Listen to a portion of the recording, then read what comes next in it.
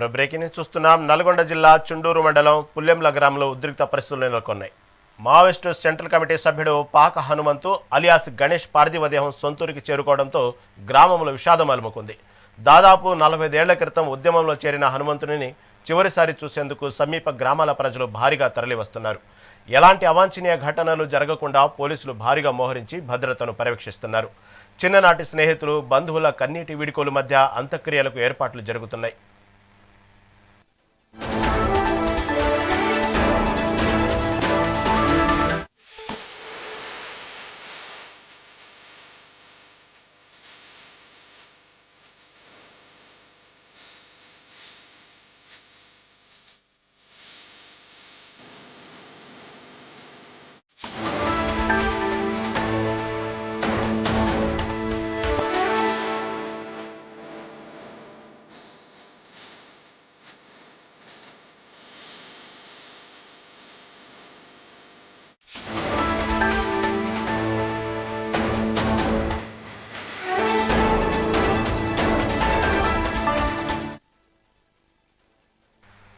నల్గొండ జిల్లా చుండూరు మండలం పుల్లెంల గ్రామంలో ఉద్రిక్త పరిస్థితులు నెలకొన్నాయి. మావోయిస్టు సెంట్రల్ కమిటీ సభ్యుడు పాక హనుమంతు అలియాస్ గణేష్ పార్థివ దేహం సొంతూరికి చేరుకోవడంతో గ్రామంలో విషాదం అలుముకుంది. దాదాపు 45 ఏళ్ల క్రితం ఉద్యమంలో చేరిన హనుమంతుడిని చివరిసారి చూసేందుకు సమీప గ్రామాల ప్రజలు భారీగా తరలివస్తున్నారు.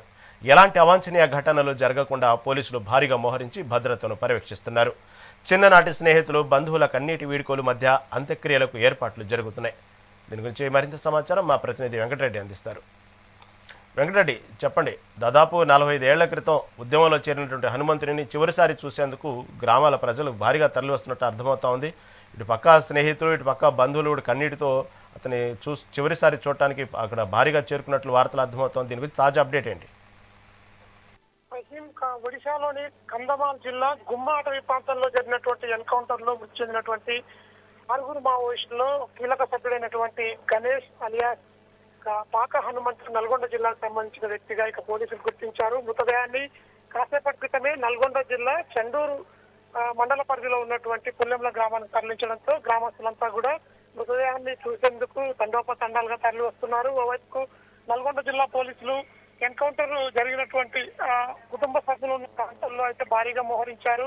ఎలాంటి అవాంఛనీయ ఘటనలు జరగకుండా ప్రశాంతమైన వాతావరణంలో పుల్లెంలలో ఇక పాక హనుమంతు అలియాస్ గణేష్ మృతదేహానికి అంత్యక్రియలు జరిపించే విధంగా పోలీసులు అయితే ఓవైపు కన్నీ ఏర్పాటు చేస్తూ పూర్తి భద్రత నడుమ అంత్యక్రియలకు సంబంధించిన కార్యక్రమాలన్నీ కూడా పర్యవేక్షిస్తున్న పరిస్థితి అయితే ఉంది.